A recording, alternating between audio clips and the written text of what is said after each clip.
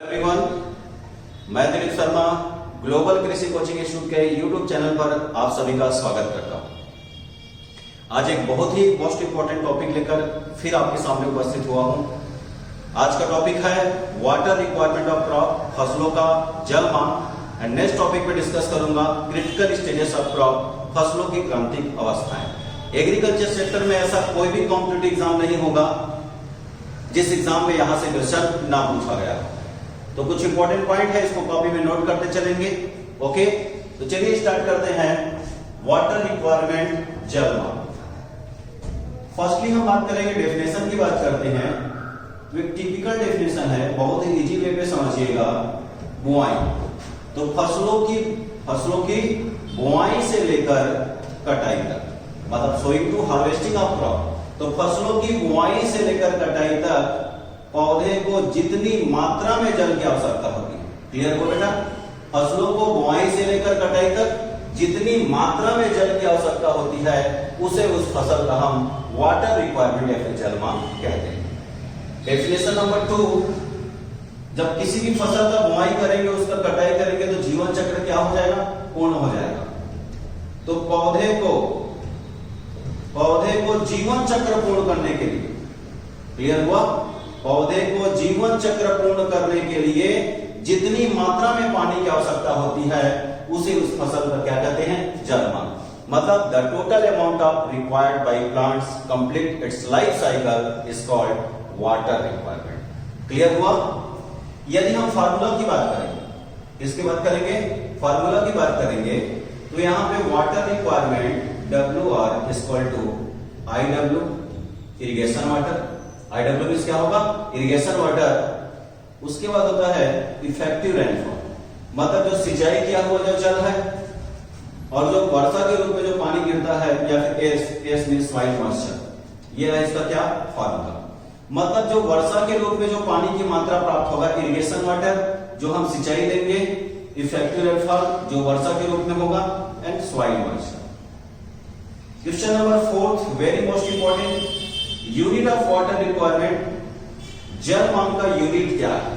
Okay, option A पर show करेगा centimetre per hectare, option B पे शो करेगा millimetre per hectare, then option D पर show करेगा मीटर पर हेक्टेयर। तब आंसर लगाइएगा ऑल ऑफ दिस। मतलब इसका जो यूनिट है centimetre per hectare, millimetre per hectare और मीटर पर हेक्टेयर। अब जो इंपॉर्टेंट क्वेश्चन पूछा जाएगा, water requirement of various crop, विभिन्न फसलों का जल मांग, विभिन्न फसलों का जल मांग। तो यहां पे आपको पॉइंट टू पॉइंट नोट करते चलना है, ज्यादा कुछ नहीं है इसमें इंपॉर्टेंट पॉइंट। जो भी चीजें हैं स्टार पॉइंट करूंगा, इसको बिल्कुल याद रखना है आपको। जैसे आपसे पूछा जाएगा धान, पैडी क्रॉप, यदि धान की फसल की जल मांग की बात करेंगे, वाटर रिक्वायरमेंट की बात करेंगे, तो ऑन एवरेज याद रखना 120 से 150 सेंटीमीटर। क्लियर? डायरेक्ट क्वेश्चन आएगा बेटा कि धान की फसल का जल मांग कितना होता है, water requirement of paddy crop, तब आंसर करिएगा 120 से 150 सेंटीमीटर। दूसरे नंबर पे है गन्ना, शुगर केन। यदि गन्ना के वाटर रिक्वायरमेंट की बात करेंगे तब आप आंसर करिएगा 200 से 250 सेंटीमीटर। क्लियर? नेक्स्ट जो क्रॉप है गेहूं, व्हीट क्रॉप, यहां पे क्वेश्चन ये बनेगा कि गेहूं का कितना वाटर रिक्वायरमेंट है, तो 45 टू 65 सेंटीमीटर इसका वाटर रिक्वायरमेंट होता है। Clear? Then next cereals crop की बात करेंगे तो मक्का का जो वाटर रिक्वायरमेंट है 65 to 75 centimetre, 65 to 75 centimetre. Next ज्वार, सोरगम की बात करेंगे तो सोरगम का वाटर रिक्वायरमेंट होता है 40 टू 60 सेंटीमीटर, 40 से 60 सेंटीमीटर। नेक्स्ट जौ क्रॉप की बात करेंगे, बार्ले, तो बार्ले का वाटर रिक्वायरमेंट होता है 20 से 25 सेंटीमीटर, 20 से 25।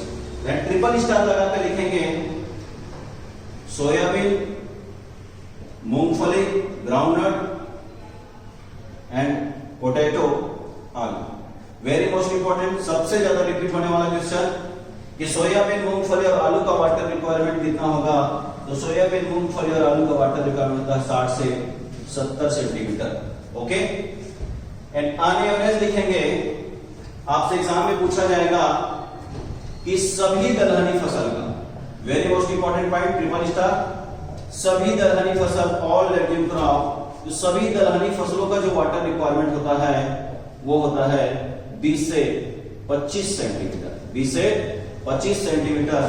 और यदि सभी तिलहनी ऑल ऑयल सीड क्रॉप, सभी तिलहनी फसलों का आने एवरेज डेटा बोलेंगे तब आंसर करिएगा 35 टू 45 सेंटीमीटर। क्लियर हुआ? ये बहुत ही मोस्ट इंपॉर्टेंट है। अच्छा, यहां से कुछ और इंपॉर्टेंट क्वेश्चन आपकी कॉम्पिटिटिव एग्जाम में पूछे जाएंगे, जैसे विच of the following is a highest water requirement crop, निम्न में से वह कौन सा है जिसका सबसे अधिक जल मांग होता है? तो सबसे अधिक जल मांग वाली फसल आपसे पूछेगा, हाईएस्ट वाटर रिक्वायरमेंट क्रॉप पूछेगा, तब आंसर करिएगा पैडी।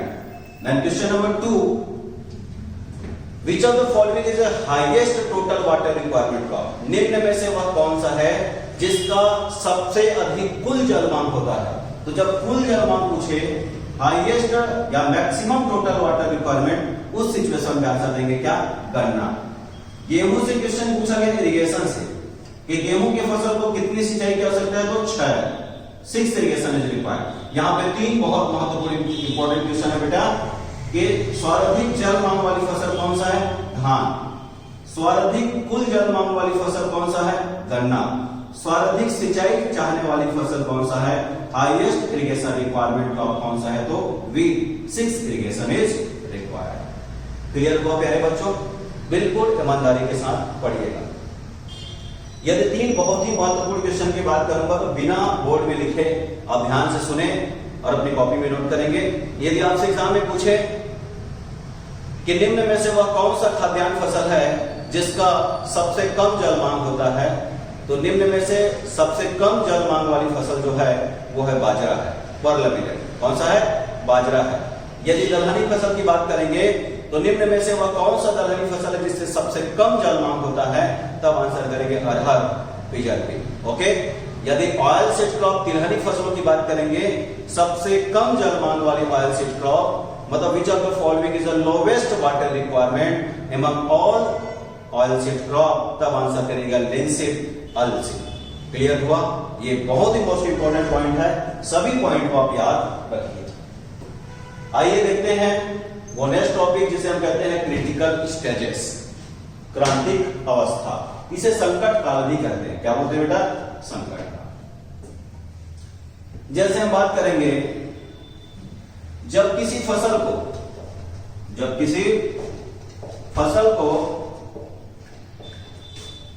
जल की अत्यंत आवश्यकता होती है, मतलब जब किसी फसल को जिस अवस्था में जल की अत्यंत आवश्यकता होती है, उस अवस्था को, उस फसल का क्या कहते हैं? संकट काल। मतलब पौधे को जिस किसी भी अवस्था में पानी की अत्यंत आवश्यकता हो, उसे उस फसल का क्रांतिक अवस्था, क्रिटिकल स्टेजेस या फिर संकट काल कहते हैं। जैसे मैं समझाना चाहूंगा, जैसे गेहूं फसल है, गेहूं के क्रॉप में अवस्था होता है, उस अवस्था को बोलते हैं CRI। क्या बोलते हैं? CRI, crown root initiation. गेहूं की फसल में जो क्राउन रूट इनिशिएशन होता है, शिखर जड़ जो बनने की अवस्था है, वो बुआई के 20 से 25 दिन बाद आता है। यदि हम डायरेक्ट क्वेश्चन की बात करेंगे तो 21 day after sowing of crop, ये क्वेश्चन PAT 2022 में पूछा गया था कि गेहूं की फसल में CRI अवस्था कितने दिन बाद आता है? तो बुआई के 21 दिन बाद। तो गेहूं की फसल में क्या होता है? 6 सिंचाई देते हैं, आपको पता है। लेकिन यदि CRI अवस्था में हम गेहूं में सिंचाई नहीं करेंगे, 70% तक उपज क्या हो जाएगा? कम हो जाएगा। तो गेहूं के CRI अवस्था में सिंचाई न करने पर 40% तक उपज में कमी देखा गया है। यहीं पर हम बात करेंगे नेक्स्ट क्वेश्चन। यदि धान की बात करेंगे तो धान में जो सिंचाई की जो क्रांतिक अवस्था है बेटा, उस अवस्था को कहते हैं टिलरिंग स्टेज। क्या बोलते हैं? टिलरिंग। यदि टिलरिंग स्टेज ऑप्शन में ना हो तो आंसर करिएगा बूटिंग स्टेज। क्या चीज? बूटिंग। यदि धान के फसल में टिलरिंग स्टेज में यदि हम सिंचाई नहीं करेंगे तो ऐसा कहा जाता है कि 70% तक उपज में कमी देखा। इससे आप समझ गए होंगे बेटा कि पौधे के जिस अवस्था में पानी की अत्यंत आवश्यकता होती है उसे उस फसल का संकट काल या फिर क्रांतिक अवस्था कहते हैं। ये आपको समझ में आ गया। अच्छा क्वेश्चन पीएटी एग्जाम में एक और क्वेश्चन पूछा गया है, सभी एग्रीकल्चर कॉम्पिटिटिव एग्जाम में यहां से क्वेश्चन पूछा जाता है। क्रांतिक अवस्था के प्रति सर्वाधिक संवेदनशील मतलब क्रांतिक अवस्था के लिए सबसे ज्यादा जो संवेदनशील फसल कौन सा है? दलहन फसल है कि खाद्यान्न फसल है कि तिलहन फसल है? तो आंसर करेंगे खाद्यान्न फसल, cereal crop. Cereals crop are very sensitive to critical stages of crop. Critical stages के लिए सबसे ज्यादा सेंसिटिव कौन सा है? खाद्यान्न फसल है, सीरियल्स क्रॉप है। अब हम देखेंगे फसलों का कुछ क्रांतिक अवस्था जो एग्जाम में पूछा जाएगा। दो तो बता ही दिया मैंने। Most important agriculture competitive exam का यूनिवर्सल क्वेश्चन, गेहूं में सिंचाई की क्रांतिक अवस्था क्या होगा? तो गेहूं की फसल में सिंचाई की क्रांतिक अवस्था होता है CRI।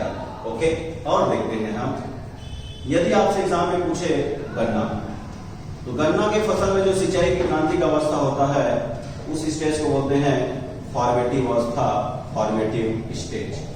क्लियर? नेक्स्ट क्वेश्चन मक्का। मक्का बहुत ही ज्यादा मोस्ट इंपोर्टेंट क्वेश्चन है।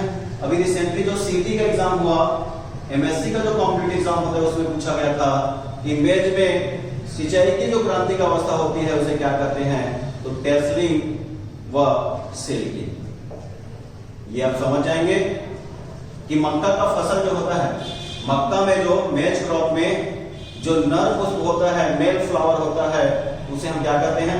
टेसलिंग। और जो मादा पुष्प होता है उसे हम क्या बोलते हैं? सिल्किंग। ठीक, मक्के के नर पुष्प मेल फ्लावर को क्या बोलते हैं? टेसल, तो टेसलिंग। और मक्का के मेल फ्लावर को क्या बोलते हैं? सिल्क, तो उसे बोलते हैं क्या? सिल्किंग। तो मेज में मक्का में जो सिंचाई की क्रांतिक अवस्था होता है वो कौन सा है? Tasseling to silking. यदि टेसलिंग टू सिल्किंग अलग अलग ऑप्शन पे होगा तब आंसर करिएगा टेसलिंग। मक्का में जो सिंचाई की क्रांतिक अवस्था है वो टेसलिंग है। Most critical stages of irrigation और मेज क्रॉप, तो आंसर करिएगा टेसलिंग। जौ में क्वेश्चन पूछा गया था, ये आया था पीएटी 2019 में कि जौ की फसल में क्रांतिक अवस्था क्या होगा?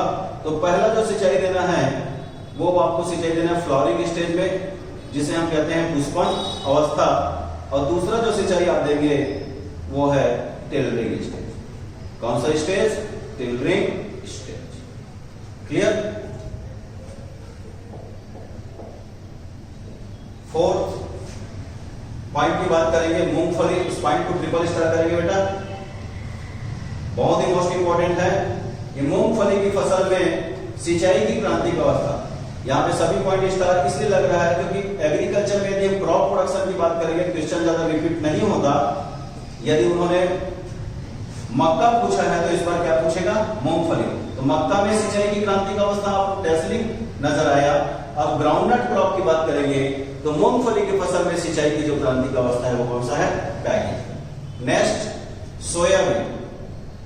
सोयाबीन की फसल में, सोयाबीन क्रॉप में जो क्रांतिक अवस्था होता है उसे हम कहते हैं ब्लूमिंग।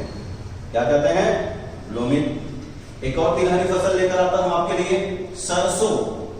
मस्टर्ड क्रॉप में यदि क्रांतिक अवस्था पूछेगा तो मस्टर्ड क्रॉप में जो होता है, मस्टर्ड का जो ग्रोथ स्टेज होता है उसे बोलते हैं रोसेट। क्या कहते हैं? रोसेट। और यदि उसे हम फ्रूट टाइप की बात करेंगे तो सरसों का जो फ्रूट टाइप होता है उसे कहते हैं सिल्कुआ। बहुत मोस्ट इंपोर्टेंट है ये भी, very most important question for your competitive exam कि मस्टर्ड में जो क्रिटिकल स्टेजेस हुआ रोसेट स्टेज, सरसों में जो वृद्धि की अवस्था होती है उसे रोसेट कहते हैं। देन उसके फ्रूट, उसमें फल का प्रकार होता है क्या? सिल्कुआ। तो रोसेट एंड सिल्कुआ स्टेज पे सिंचाई करना अत्यंत आवश्यक है। नेक्स्ट आपको एग्जाम में पूछेगा आलू। पोटैटो में जो क्वेश्चन आता है उसका आंसर देंगे 50% स्टोलन निर्माण के समय। 50% स्टोलन निर्माण के समय सिंचाई करना अत्यंत आवश्यक होता है। वेरी मोस्ट इंपोर्टेंट क्वेश्चन, पुनः ट्रिपल स्टार करेंगे। कम से कम 2 से 3 बार पीएटी एग्जाम में पूछा गया है। सभी दलहनी फसल, सभी दलहनी फसल, ऑल पल्सेस क्रॉप, तो सभी दलहनी फसल में सिंचाई की जो क्रांतिक अवस्था है पुष्पन से पूर्व, प्री फ्लावरिंग स्टेज, पुष्पन से पूर्व और दूसरा पॉड फॉर्मेशन जिसको बोलते हैं फली बनने पर, फली बनने पर। यहाँ पे दो तरीके से क्वेश्चन आता है कि चना में दलहनी पल्सेस का आपकी बात करेंगे कौन सा, चिकपी। तो चना में सिंचाई की क्रांतिक अवस्था क्या होगा, तो पुष्पन से पूर्व pre flowering stage and pod development stage, फली बनने की अवस्था। एक बार क्वेश्चन यहीं पर घुमाकर पूछा गया था कि दलहनी फसल चना के किस अवस्था में सिंचाई नहीं करना चाहिए, तो किस स्टेज पे इरिगेशन नहीं करना चाहिए, तो याद रखिएगा फ्लावरिंग स्टेज। फ्लावरिंग स्टेज पर कभी भी इरिगेशन नहीं देना चाहिए। ओके, तो ये बहुत ही मोस्ट इंपॉर्टेंट पॉइंट जहां से आपके एग्जाम में क्वेश्चन पूछे जाएंगे। ओके, तो ये रहा दो बहुत ही most important topic, water requirement of crop and critical stages of crop. ऐसे ही जो टॉपिक कॉम्पिटिटिव एग्जाम में ज्यादा पूछा जाता है उस टॉपिक को लेकर आऊंगा। इस वीडियो को ज्यादा से ज्यादा शेयर करें और इस चैनल को सब्सक्राइब करें। Okay, thank you.